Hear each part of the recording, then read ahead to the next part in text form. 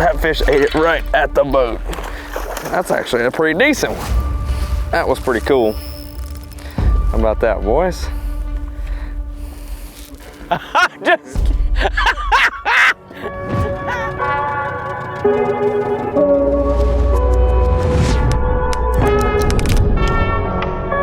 All right guys, this week we are here at Toledo Bend, and you know, I'm really excited about this because just like last year, we shot the show at Sam Rayburn, and now we're just right down the road, Toledo Bend, and these fish are gonna start getting in those wintertime places, and they're gonna be really pretty much in the same areas they're gonna be at the end of January. So we're gonna start looking for areas where those fish are gonna potentially be setting up, spending the wintertime, feeding on bait.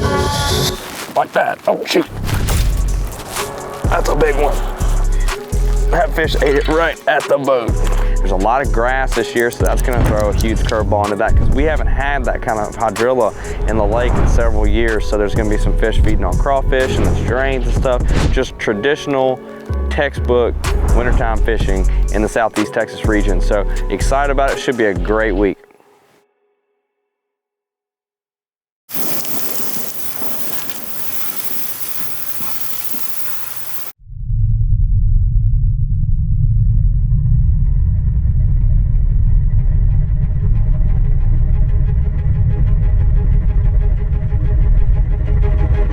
This is a different Pro Team journal.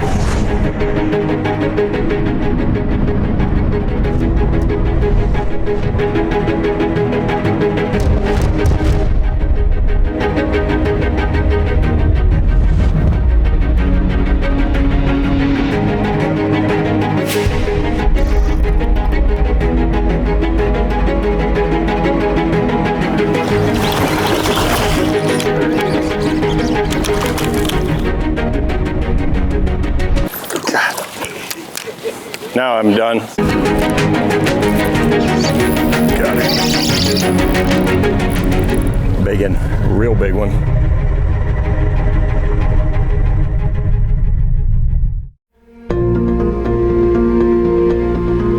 Hey guys, we're here at Toledo Bend. Fortunately, I live just 20 minutes up the road on Sam Rayburn, and having these two lakes, you know, to be able to come and practice on and spend the off season is just a huge thing for me to dial in my skills and get out there and catch some big fish. Hopefully we'll do that today. You know, today we've got some post-front conditions. It's kind of cold, but I think it's gonna put those fish kind of where I want them to be. And so I'm pretty excited about that. So let's get out in the water, see if we can catch a few. That's a crazy hook tail, that last one. Dude, that's something big.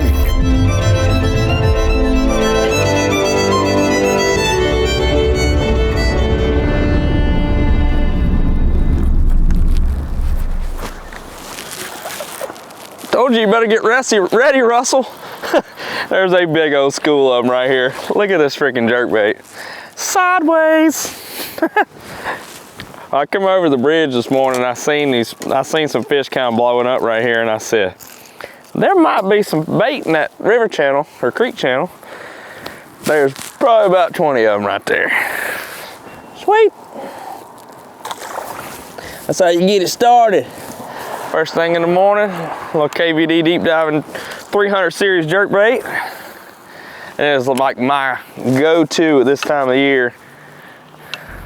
Love throwing this jerkbait, using that Garmin Live Scope. It's so much fun. Oh, missed him. Gene, you're on top of him, Bubba. You see them all?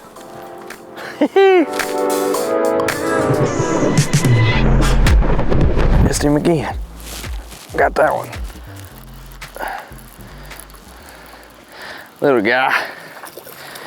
So many of them down there, they're all fighting over it. I snagged this fella in the side.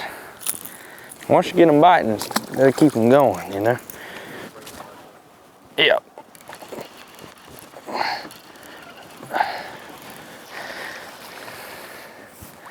Old chartreuse powder blue crankbait in cold weather go hand in hand, especially around East Texas. You can thank Mr. Keith Combs and Phil Martin for teaching us that.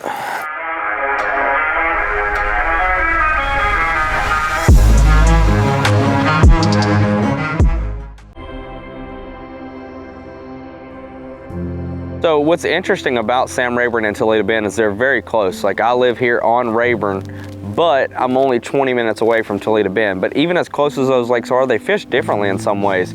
I don't typically catch a lot of big ones suspended around threadfin shad and on bait, like out in the middle of the water column here at Rayburn like I do at Toledo Bend, where you can actually catch some really big fish out over the river channel, out over the creeks and stuff that are feeding on suspended bait. So it's interesting to see how these lakes, you know, are different in their ways, but they're so close to one another, which presents a great opportunity for me living here because I've got opportunities to learn how to fish different ways and get really well-rounded, which helps me be successful all over the country. That's a big one, I think. Yep, oh, yep. Look at that jerkbait sideways. Look at it. She can't throw that thing. Look at it. It's her mouth stuck sideways. That's why you throw a daggum Strike King KVD jerkbait right there. I mean, Kevin did design it. I mean, I'd say the fella knows what he's doing. What you doing, girl? Skinny thing. She's not even hooked. There's not a single hook in this fish. It's just literally wedged. Actually, she did get a little hook.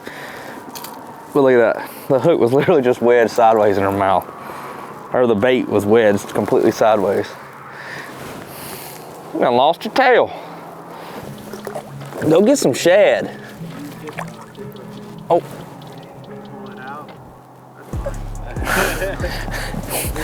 We'll catch more.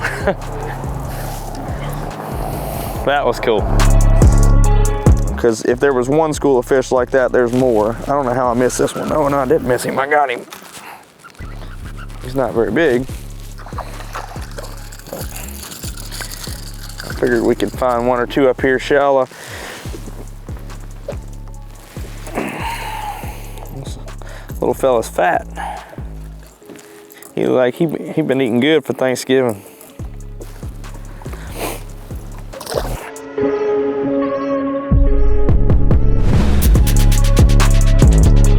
So right now what we're doing is just idling these creek channels, idling some of these drains on these flats, just looking for areas that are holding bait.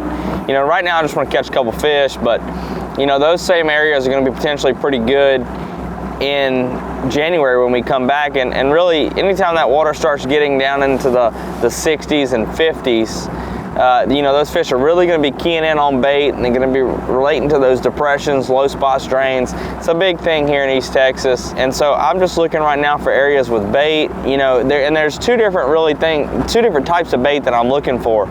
So there'll be a lot of fish out on threadfin shad. A lot of times they'll be up in the water column, schooling sometimes, keying in on those, and they're little. The bait's little like that. But in my experience, that typically isn't the ones that I'm looking for. I'm actually looking for areas with big concentrations of gizzard shad. And when I find those areas where those gizzard shad are hanging out, there typically isn't, the bigger largemouth are typically not too far from them. You know, you'll catch spotted bass out here on this threadfin and stuff out suspended, and there'll be lots of largemouth too. But those big largemouth that I'm looking for are typically, they're going to be feeding on those gizzard shad. They're looking for a big easy meal, and that's kind of what I'm going to be looking for. Big one. Big one. No, it's not that big of one. Oh, I thought it was a giant. There's one with it though, it's a pretty good one. Be cool if I got a double. Oh, look at the other one, look at the other one. Yeah, I thought it was gonna be a really big one.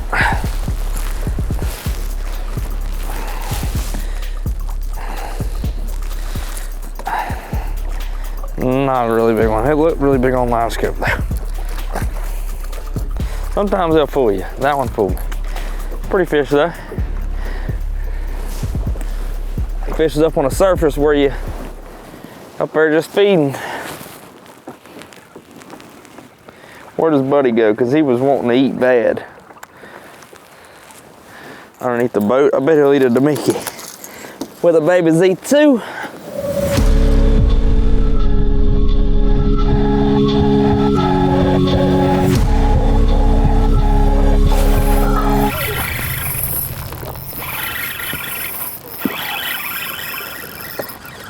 That drag on that, that's the first fish on the custom light shallow spool, and it is smooth.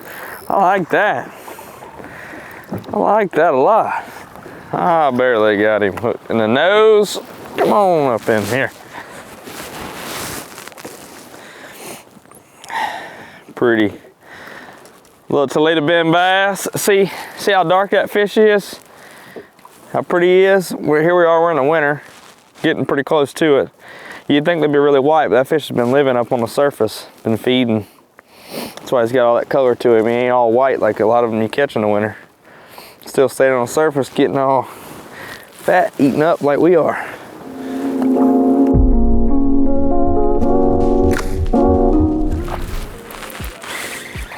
Is this better? That was a crazy hook sound, that last one, wasn't it? I wasn't ready. He wasn't ready.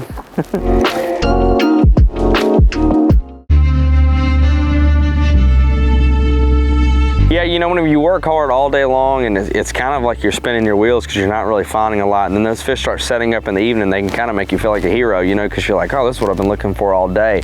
But I tell people all the time that when you're trying to find that area where those fish are really set up, it's like trying to find a needle in a haystack, because these lakes are huge, but half the time the needle's not even in the haystack. And that's really a good way to look at it, because those fish can be here one second and gone the next. You can literally graph over the winning school of fish and never even know it because they're not set up at that exact time. You could come back an hour later and there's 30 pounds sitting right there just waiting to be caught.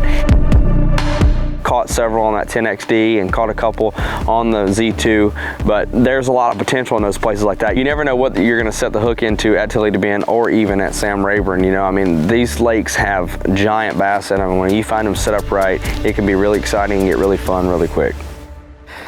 So I want to take a second to talk about this baby Z2. So I've got this just on a simple owner ball head jig right here. This is a 3/8 ounce, but this is probably one of the most versatile baits. As simple as it is, as small as it is, I've caught more fish and won more money, I think, on this bait than any other bait that I have or that I've ever thrown in my life in the last couple years. You know, this bait has been so good for me. And I throw it from this time of the year all the way through the summer when we're up north fishing for smallmouth. I'm putting it on a drop shot up there when they're bedding. Sometimes I put this on like a little Ned rig. This bait is just so versatile because it just mimics a small shad, and I can do so many different things with it. But on this Damiki rig like this with a 90-degree line tie, this time of the year, whenever they're feeding on bait, it's hard to beat, honestly. I mean, I can fish it from I can throw this bait with this 3/8 ounce head. I caught one a while ago that was on the surface, probably only 5 feet down, and I also caught one on the bottom that was in 45 foot. With the same setup. And this is the Custom Light SS, the shallow spool spinning reel. It'll be available this year sometime, and it's going to be great because you're not going to spend nearly as much money and time respooling and having to worry about all of that with this shallow spool. We've got plenty enough line on there to make a long cast, but it's a lot more feasible to just change your line and stuff quickly. This is a Custom Light. This is 6/8 medium light, and you got an open hook here. You don't need a whole lot. 10-pound test, and it's all you need. It's a great setup for fishing, like I said, a lot of different situations. It's very versatile.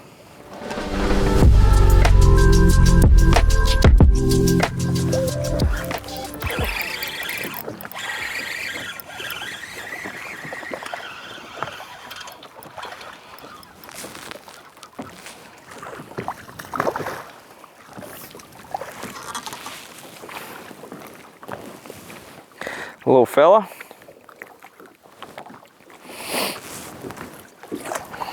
But you know, the cool thing about this is, like, I'm not catching winning fish right here. Like, these are not fish that I'm gonna win a tournament with, you know, here at Toledo Bend. But the thing about this is that that's what's great about this place is there is somewhere that we'll go this year where I can potentially win. That's how I was able to get second at Cherokee, was because I've been able to practice catching fish like that here, which benefits me at other places I travel.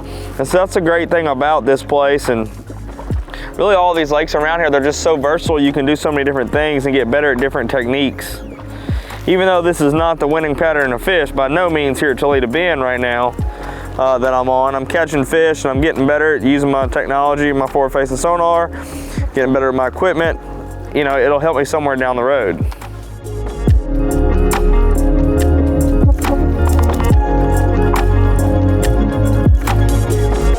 fish ate it right at the boat. That's actually a pretty decent one. Let's not lose this one. That was pretty cool. I dang near got to watch that one eat. Nice fish. Look at that. I was just talking about how we weren't catching any nice ones, and look at there. That's a pretty one. How about that, boys? Just kidding. Got him!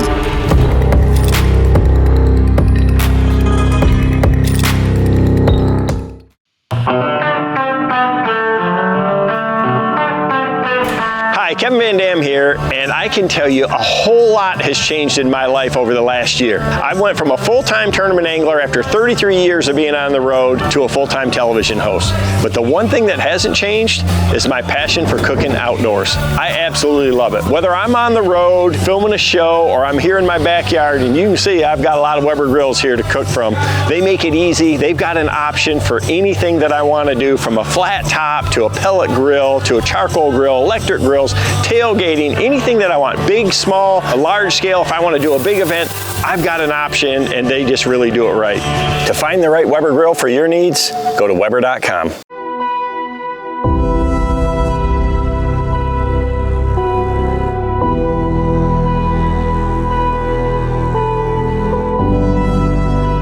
You know, in 2017, when I graduated from college at Tarleton State University, I made the decision that I wanted to put everything I had to try to become a professional fisherman. I looked at, what was going on, and I realized there's a ton of tournaments here at Toledo Bend and Sam Rayburn, and this area in particular would be a great place for me to live, to try to build my career and get, to where I need to be at to have a chance to fish professionally. And so I moved. I actually live at Sam Rayburn, but Toledo Bend being only 20 minutes away, these lakes have presented an unlimited amount of opportunities for me to learn different techniques, different ways to fish, and also the competition around here is phenomenal. I mean, if you can beat these guys in this area, you can compete anywhere in the country. Oh, there we go.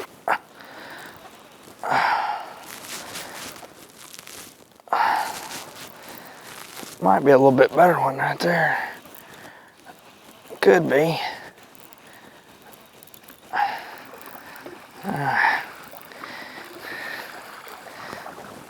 Nope. Big spotted bass. That is a good spotted. That's a bigger spotted bass. They don't get real big here like they do in other places. That's why they don't really play.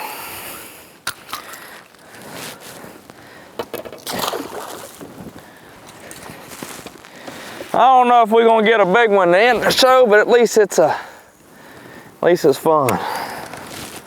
It was kind of slow at some points today, but I'm getting to watch this beautiful sunset and catching a couple on the big plug, so I'm happy.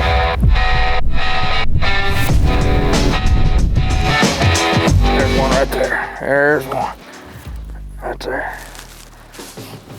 It actually feels like a pretty decent fish.